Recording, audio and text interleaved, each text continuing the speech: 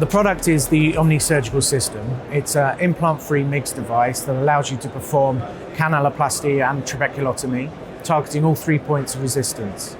This can be done as a standalone procedure or combined with phaco. I think one of the biggest unmet needs with glaucoma and MIGS devices is the inability to really know where that resistance is.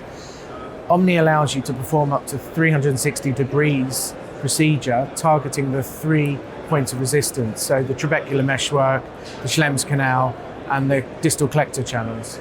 And so you can really restore that healthy flow. I think one of the biggest things that doctors will want to learn more about OMNI is the fact that you can really treat that patient specific to their needs. So you can treat up to 360 degrees of the eye.